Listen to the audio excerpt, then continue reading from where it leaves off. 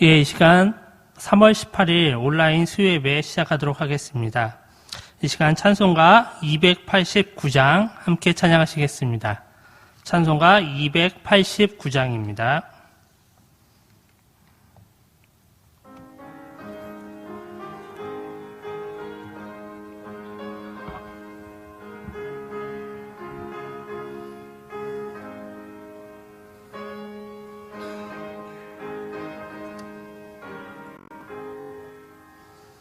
주 예수 내 맘에 들어와 계신 후 변하여 새 사람 되고 내가 늘 바라던 참빛을 찾음도 주 예수 내 맘에 오시 주 예수 내 맘에 오시 주 예수 내 맘에 오시 물밀듯 내 맘에 기쁨이 넘침은 주 예수 내 맘에 오시 주 예수 내 맘에 들어와 계신 후 망령된 행실을 끊고 머리털보다도 더 많던 내 죄가 눈보다 더 희어졌네 주 예수 내 맘에 오시 주 예수 내 맘에 오시 물밀듯 내 맘에 기쁨이 넘침은 주 예수 내 맘에 오시 내 맘에 소망을 든든히 가짐은 주 예수 내 맘에 오시 의심의 구름이 사라져 버림도 주 예수 내 맘에 오시 주 예수 내 맘에 오시 주 예수 내 맘에 오시 물밀듯 내 맘에 기쁨이 넘침은 주 예수 내 맘에 오시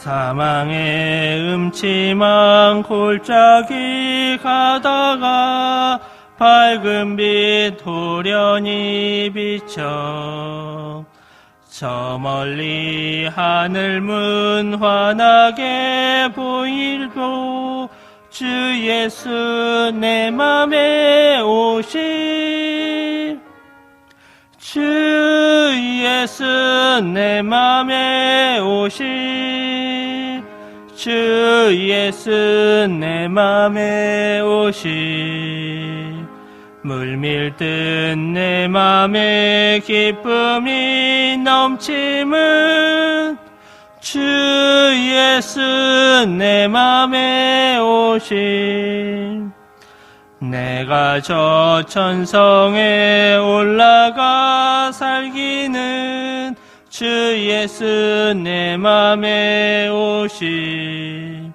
천성에 올라가 주님을 뵈리니 그 기쁨 비길 데 없네 주 예수 내 맘에 오시 주 예수 내 맘에 오시 물밀듯 내 맘에 기쁨이 넘침은 주 예수 내 맘에 오시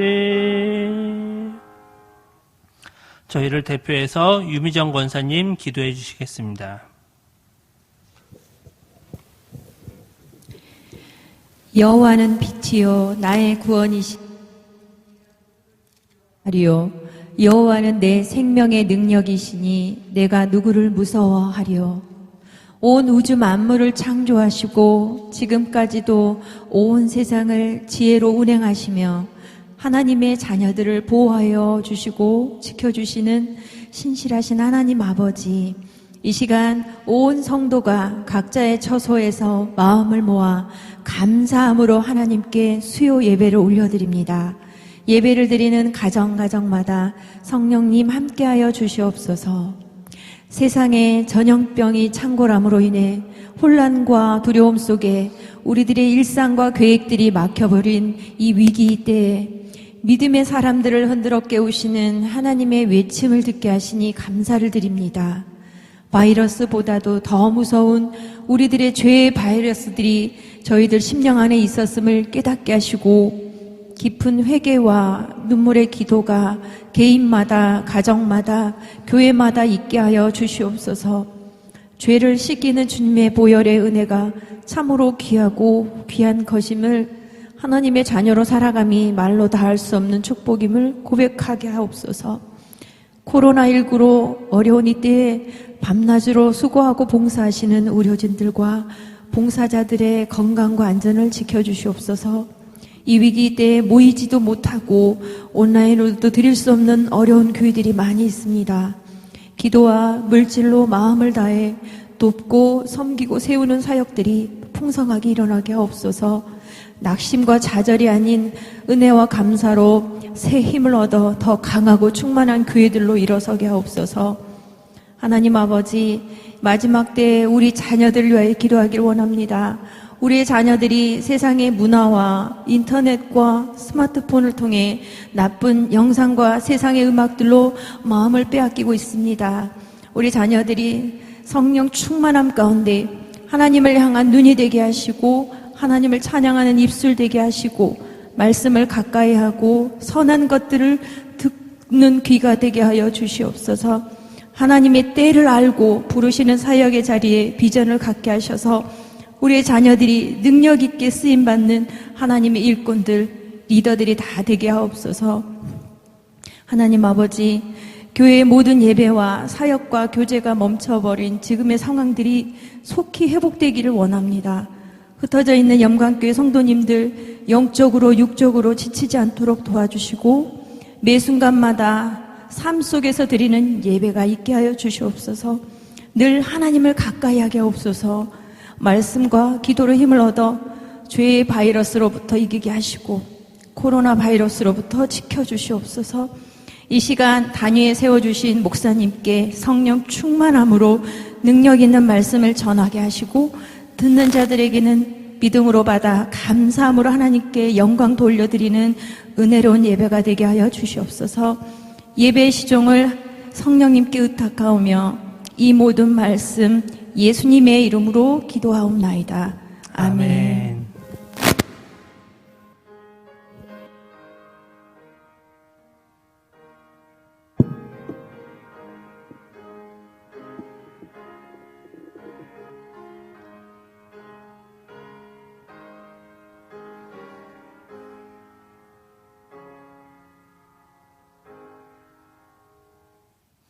이 시간 찬송가 309장 함께 찬양하시겠습니다. 찬송가 309장입니다.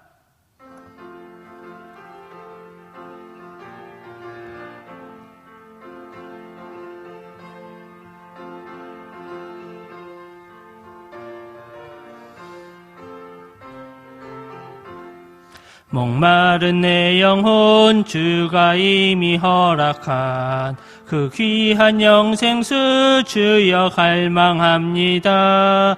그 약속 따라서 힘써 간구하오니 오 주여 내 기도 어서 들어주소서.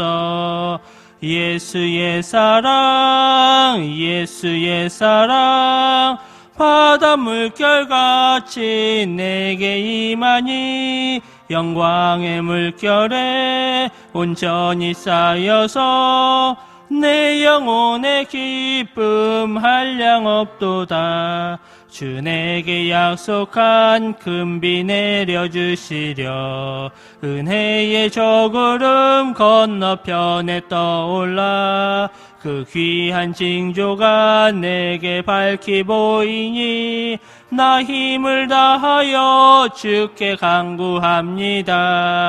예수의 사랑, 예수의 사랑, 바다 물결같이 내게 임하니 영광의 물결에 온전히 쌓여서 내 영혼의 기쁨 한량 없도다.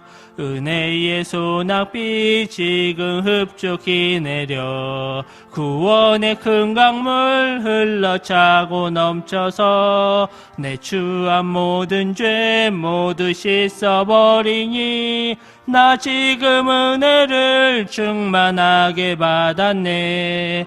예수의 사랑, 예수의 사랑, 바다 물결같이 내게 임하니 영광의 물결에 온전히 쌓여서 내 영혼의 기쁨 한량 없도다.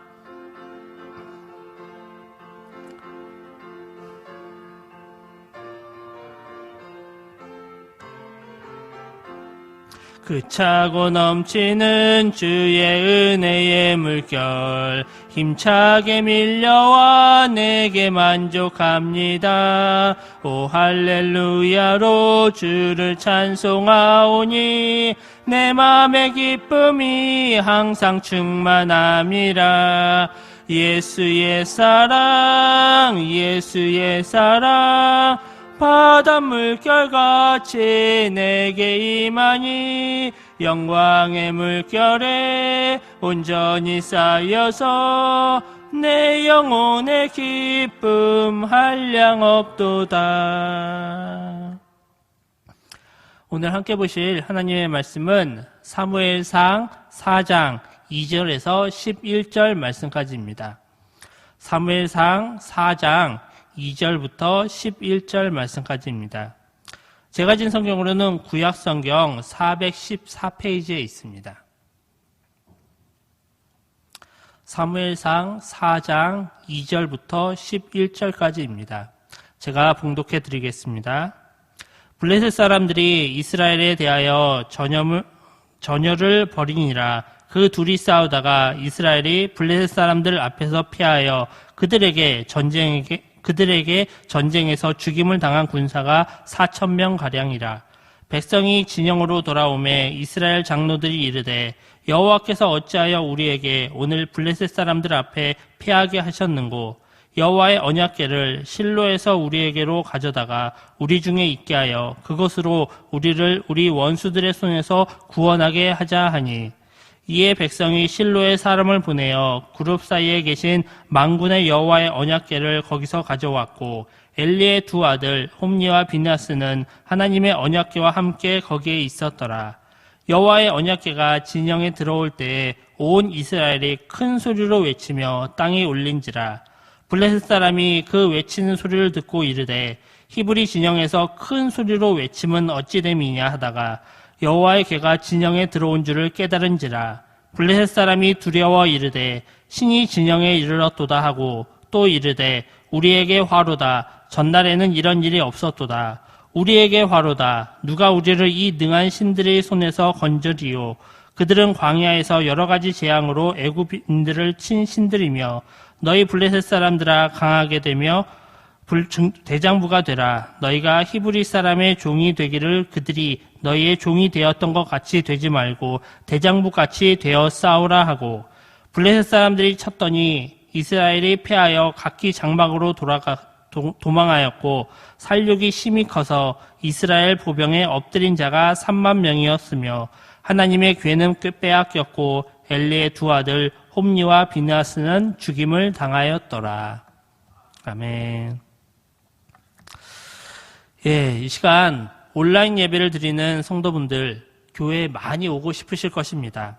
하지만 신천지에 이어서 콜센터에 이어서 이제는 교회에서도 계속 집단 감염 사례가 나오면서 아직까지는 정부 당국의 방역 정책에 협조하여서 가급적 사람들이 많이 모이는 것은 금지하는 것들이 맞는 것 같습니다. 그런데도 우리의 마음 가운데는 왠지 그래도 교회에 모여야 될 것 같고 예배를 드리면 교회에서 예배를 드리지 않으면 왠지 예배를 드린 것 같지 않은 마음이 들기도 합니다.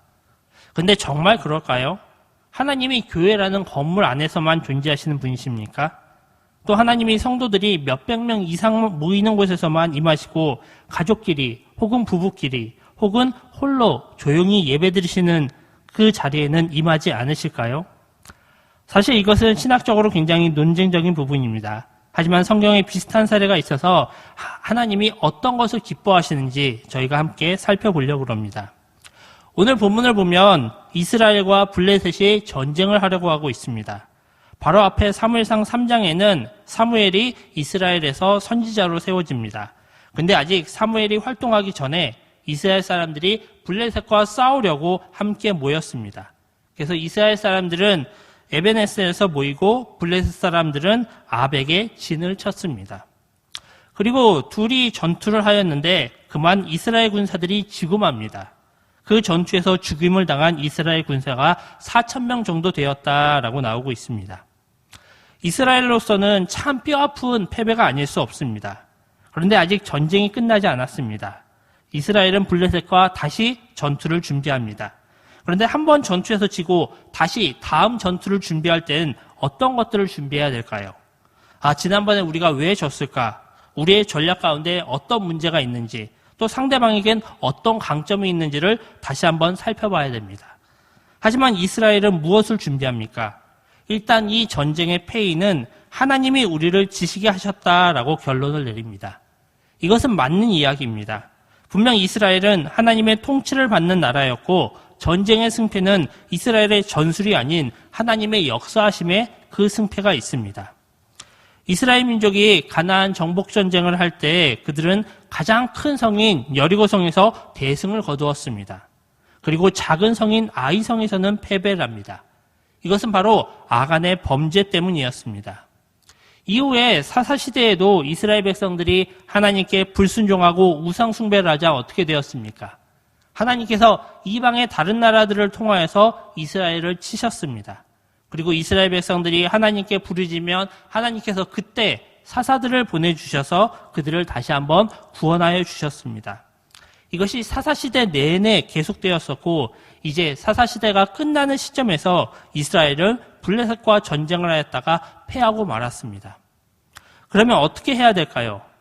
먼저 자기들에게 어떠한 죄가 있는지 자기들에게 하나님이 함께하지 못하시는 이유가 무엇인지를 먼저 살펴봐야 됩니다. 사무엘상 2장에는 이미 그거에 대한 정답이 나와 있습니다. 당시에 제사장 엘리에게는 두 아들이 있었습니다. 그 아들의 이름은 홈리와 비네아스였습니다. 근데 2장 12절에서는 이렇게 이야기합니다. 엘리의 아들들은 행실이 나빠 여호와를 알지 못하더라. 그리고 그들의 그 나쁜 행실이 기록이 되어 있습니다. 그들이 감히 제사에 이미 올려진 고기에 손을 대기도 하고 회막문에서 수종드는 여인들과 동침을 하기까지 하였습니다. 그래서 엘리 제사장이 그것에 대해 어떻게 이야기를 합니까? 사무엘상 2장 25절을 보면 사람이 사람에게 범죄하면 하나님이 심판하시려니와 만일 사람이 여호와께 범죄하면 누가 그를 강구하겠느냐라고 이야기합니다.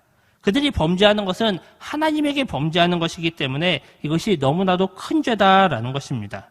그런데 그 뒤에는 어떻게 기록이 되어 있습니까? 그들이 자기 아버지의 말을 듣지 아니하였으니 이는 여호와께서 그들을 죽이기로 뜻하셨음이더라 라고 나옵니다.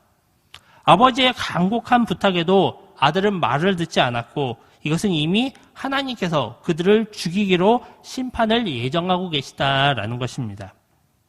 여러분, 지도자가 부패하면 그들을 따르는 무리들은 타락하게 되어 있습니다. 우리의 지도자도 저렇게 하는데 우리도 저렇게 해도 돼. 그것은 별로 문제가 되지 않아 라는 마음이 생기는 것입니다.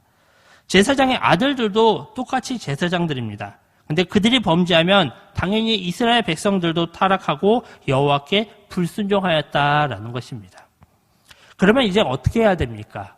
그들이 하나님의 말씀에 불순종하고 죄를 지었으면 그 다음에는 당연히 회개를 해야 됩니다. 다시 하나님 앞에 자신의 죄를 고백하고 울며 회개하며 나아가야 됩니다. 하지만 이런 회개는 참 어렵습니다. 특별히 한 사람의 죄에 대해서 그 한 사람은 회개하는 것이 쉽지만 어떤 공동체에 대해서는 그 공동체 전체가 나아가서 회개하기는 더더욱 어려운 일입니다. 그래도 하나님이 함께 하시려면 이 전쟁에서 승리하려면 이스라엘 민족이 전체가 회개하고 하나님 앞에 나아가야 됐습니다. 하지만 이스라엘은 그것이 하기 싫어서 쉬운 길을 선택을 합니다. 그것은 바로 언약궤를 이스라엘 진영 가운데 가지고 오는 것입니다. 백성들이 다 회개하고 자신의 잘못을 바꾸기는 어려우니까 하나님이 임재하신다는 그 언약궤를 자기들 가운데 가지고 오면 그것으로 인하여서 하나님이 우리와 함께 하시겠지라고 착각하고 있는 것입니다. 실제로 그 언약궤가 이스라엘 진영에 들어왔었을 때 5절 말씀을 보면 여호와의 언약궤가 진영에 들어올 때 온 이스라엘이 큰 소리로 외치며 땅에 울린지라라고 되어 있습니다. 온 이스라엘 백성들이 환호하고 좋아하였습니다. 우리가 지난번 전투에선 졌지만 이제는 언약궤가 함께하니까 우리가 승리할 수 있어, 우리가 이길 수 있어라는 확신을 가진 것입니다.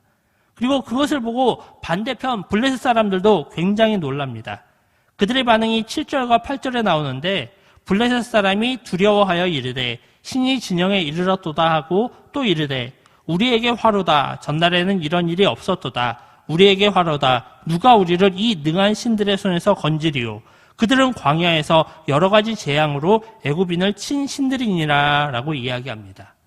블레셋 사람들도 이미 여호와 하나님에 대한 소문을 들었고 그 여호와 하나님이 지금 이스라엘 진영 가운데 함께한다라는 생각에서 그들이 크게 두려워하고 떨고 있었다라는 것입니다.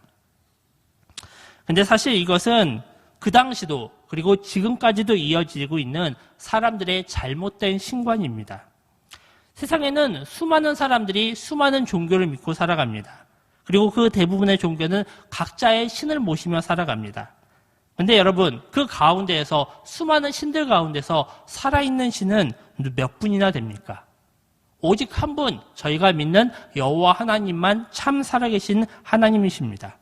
그런데 다른 신을 믿는 사람들도 자신이 믿고 있는 그 신이 살아있다라는 것을 믿고 싶습니다. 그래서 그들이 어떻게 합니까? 그 신의 형상을 만듭니다. 그래서 그 형상을 만들고 그 형상을 잘 섬기면 그 신이 우리에게 복을 줄 것이다. 그리고 그 신의 형상을 작게 만들어서 우리가 가지고 다니면, 그리고 우상이 써준 부적을 가지고 다니면 우리가 안전할 것이다, 승리할 것이다 라고 착각을 하고 있는 것입니다. 하지만 하나님은 이러한 세상의 다른 우상들과는 다르게 이야기를 하셨습니다. 신명기 5장 8절에서 9절을 보면 하나님께서 십계명을 주시면서 이렇게 이야기합니다. 너는 자기를 위하여 새긴 우상을 만들지 말고 위로 하늘에 있는 것이나 아래로 땅에 있는 것이나 땅 및 물속에 있는 어떠한 형상도 만들지 말며 그것들에게 절하지 말며 그것들을 섬기지 말라라고 이야기합니다. 하나님은 십계명을 주시면서 그 가운데 분명히 너희가 우상을 만들지 말고 어떠한 그 형상도 만들지 말라라고 명령하셨습니다. 그리고 십계명을 다 주시고 나서는 신명기 6장 5절에서 9절에는 이렇게 이야기하십니다. 너는 마음을 다하고 뜻을 다하고 힘을 다하여 내 하나님 여호와를 사랑하라. 오늘 내가 내게 명하는 이 말씀을 너는 마음에 새기고 내 자녀에게 부지런히 가르치며 집에 앉아 있을 때에든지 길을 갈 때에든지 누워 있을 때에든지 일어날 때에든지 이 말씀을 강론할 것이며 너는 또 그것을 내 손목에 매어 기호를 삼으며 내 미간에 붙여 표로 삼고 또 내 집 문설주의 바깥문에 기록할지니라 라고 이야기합니다. 바로 너희는 말씀을 가르치고 지키라 라고 명령하고 계시는 것입니다. 세상의 다른 종교들은 우상을 만들고 그 우상을 가지고 다니고 그 우상을 온전히 섬기면 된다라고 이야기하지만 하나님은 그것이 아니라 바로 나의 말씀을 가르치고 지키라라는 것입니다. 하나님에게는 무엇보다 그 하나님의 백성들이 하나님의 말씀대로 살아가는 것이 가장 중요한 것이었습니다. 그런 면에서 이미 엘리의 아들인 홈리와 비드아스는 하나님의 율법을 어기는 중대한 죄를 지은 것입니다. 그런데 막상 이스라엘 백성들이 이후에 전쟁을 이기기 위해서 무엇을 합니까? 바로 하나님이 주신 십계명 돌판과 아론의 쌍난 지팡이, 그리고 광야에서 하나님이 주셨던 만나 항아리가 들어있는 그 언약궤를 이스라엘 진영에 가지고 왔습니다. 그리고 이 언약궤가 우리 가운데 있으면 하나님이 우리와 함께 거하시니 우리가 이것만 있으면 승리할 것이다 라고 착각하고 있는 것입니다. 이것은 바로 하나님의 그 거룩한 언약궤를 우상 취급한 것입니다. 이방 민족들이 자신들의 우상만 가지고 다니면 우리가 승리할 수 있고 바로 우리를 안전하게 보호해 줄 수 있다 하는 잘못된 관습을 이스라엘 백성들도 그대로 따라한 것이다 라는 것입니다.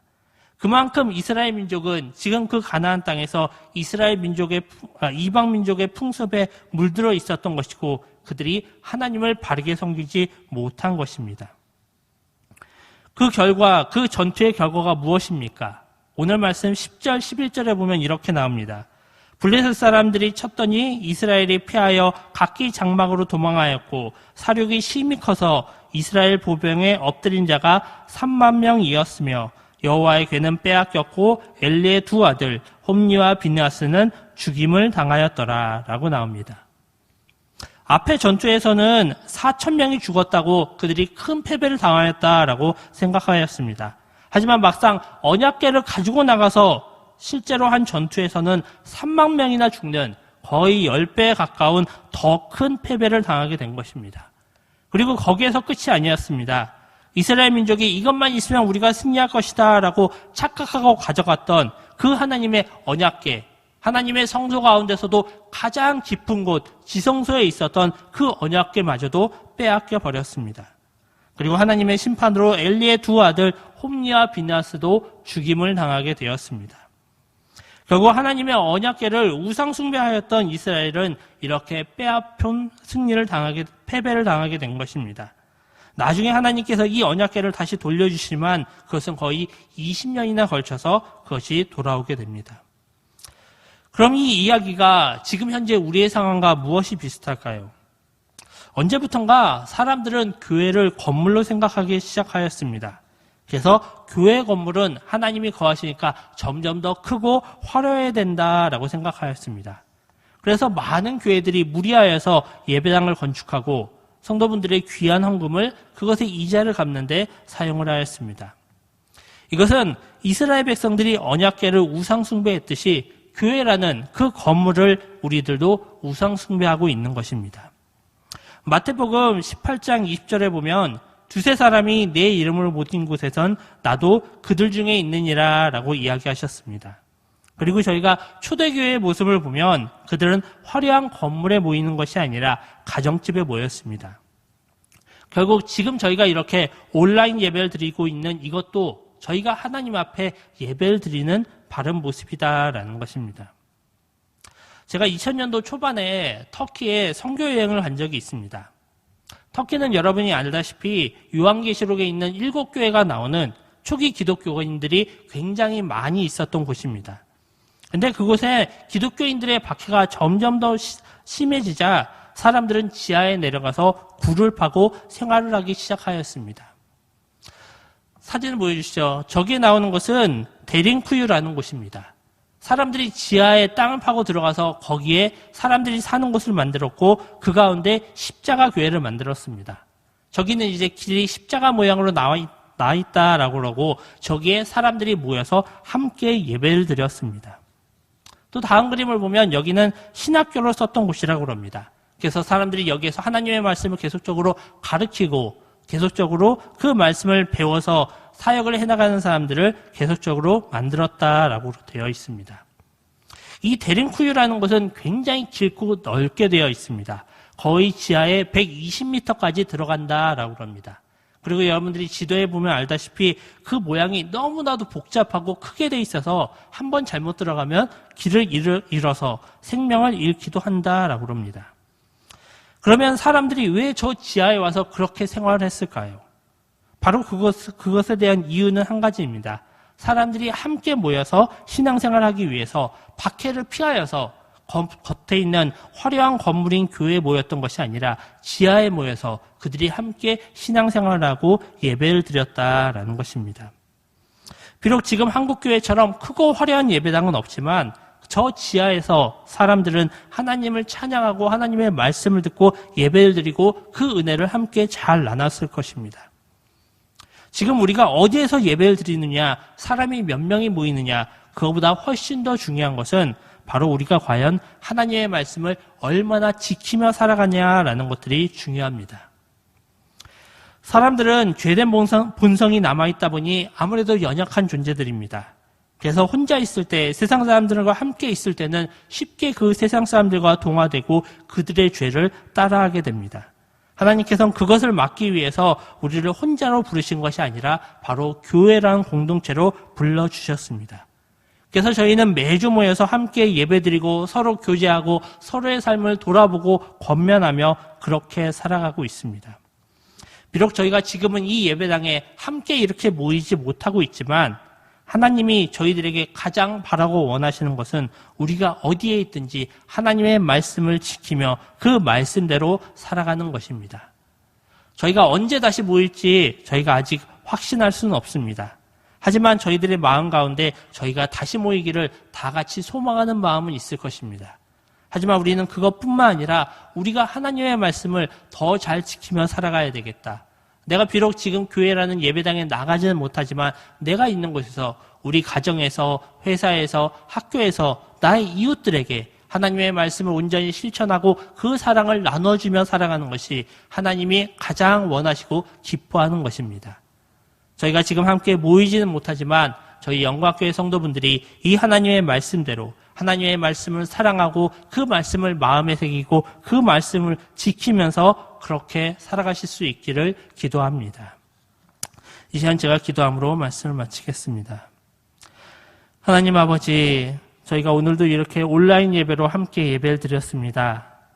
정말 사람들이 꽉 차야 될 교회당에 정말 몇몇 사람들만 모여서 이렇게 예배를 드리고 있고, 사람들은 각자의 자리 가운데에서 TV를 통해서, 핸드폰을 통해서 예배를 드립니다. 하지만 하나님, 저희가 어느 곳에 있든지 어떤 모양으로 예배를 드리든지 그곳 가운데도 하나님이 함께 하심을 저희가 믿습니다. 하나님, 정말 저희가 다시 모일 수 있도록 하나님이 빨리 이 사태가 진정되도록 하나님이 역사하여 주시옵고, 저희가 어느 곳에 있든지 저희가 무엇보다 중요한 것은 우리가 하나님의 말씀대로 살아가는 것이다 라는 것들을 기억하면서 저희가 하나님의 말씀을 온전히 지키며 살아갈 수 있도록 주님이 함께하여 주시옵고 이끌어 주시옵소서. 주님, 저희가 서로 모이질 못하다 보니 서로의 안부도 잘 모르고 서로의 상황들도 잘 모릅니다. 이럴 때 저희가 서로가 서로를 다시 한번 생각하며 서로를 위해 기도해주고 또한 전화하고 연락하면서 서로 다시 하나가 될 수 있도록 하나님이 저희들을 붙들어 주시옵고 이끌어 주시옵소서. 그래서 정말 저희 영광교회 성도분들 어디에 있든지 하나님의 말씀을 잘 지키며 그 말씀대로 살아가는 하나님의 백성이 될 수 있도록, 그것으로 저희가 하나님을 기쁘시게 할 수 있도록 하나님이 함께하여 주시옵고 이끌어 주시옵소서. 이 모든 거 우리 구주 예수 그리스도 이름 받들어 기도드리옵나이다. 아멘. 이 시간 찬송가 222장 저희가 함께 찬양하시겠습니다. 찬송가 222장입니다.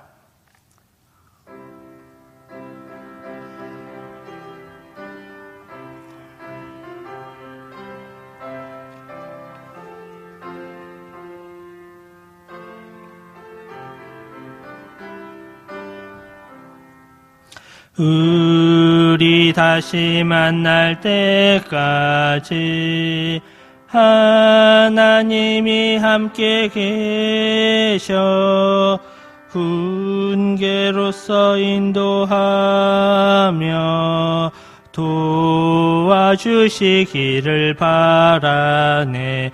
다시 만날 때 예수 앞에 만날 때 다시 만날 때 그때까지 계신 바라네. 우리 다시 만날 때까지 하나님이 함께 계셔 간 데마다 보호하며 양식도 지키를 바라네. 다시 만날 때 예수 앞에 만날 때 다시 만날 때 그때까지 계신 바라네. 우리 다시 만날 때까지 하나님이 함께 계셔 위태한 일 명쾌하고 품어주시기를 바라네. 다시 만날 때 예수 앞에 만날 때 다시 만날 때 그때까지 계신 바라네.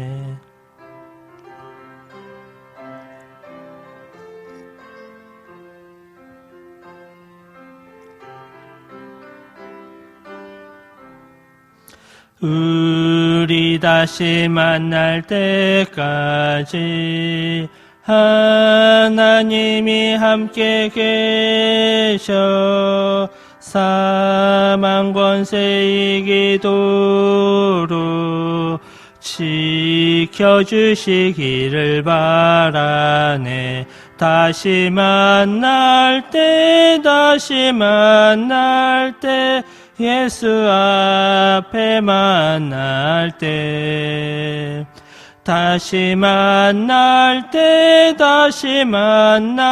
때 그때까지 계신 바라네. 이 시간 교회 소식 알려드리도록 하겠습니다. 저희가 지난 주일날 임시당회를 하여서 저희가 다시 예배를 재개하기로 한 것이 저희가 학교들이 다시 개학하면 그 주에 저희가 예배를 재개하기로 했습니다. 근데 어제 결정이 되기를 4월 3일 날 학교가 다시 개학을 한다고 그래서 저희가 다시 교회에서 주일날 예배 드리는 것은 4월 12일 날 모이는 걸로 그렇게 정해졌습니다. 물론 이제 코로나19가 조금 더 진정이 되면 저희가 다시 회의해서 그것을 앞당길 수는 있겠지만 일단은 잠정적으로 그렇게 결정되었으니 여러분들이 참조하시고 그때까지 각자의 자리에서 더 기도하시면서 말씀 보시면서 신앙을 잘 유지하실 수 있기를 원합니다. 이 시간 주기도문 하심으로 수요 예배 마치도록 하겠습니다. 하늘에 계신 우리 아버지여, 이름이 거룩히 여김을 받으시오며 나라가 임하시오며 뜻이 하늘에서 이루어진 것 같이 땅에서도 이루어지이다. 오늘 우리에게 일용할 양식을 주시옵고 우리가 우리에게 죄 지은 자를 사하여 준 것 같이 우리 죄를 사하여 주시옵고 우리를 시험에 들게 하지 마시옵고 다만 악에서 구하시옵소서. 나라와 권사와 영광이 아버지께 영원히 있사옵나이다. 아멘.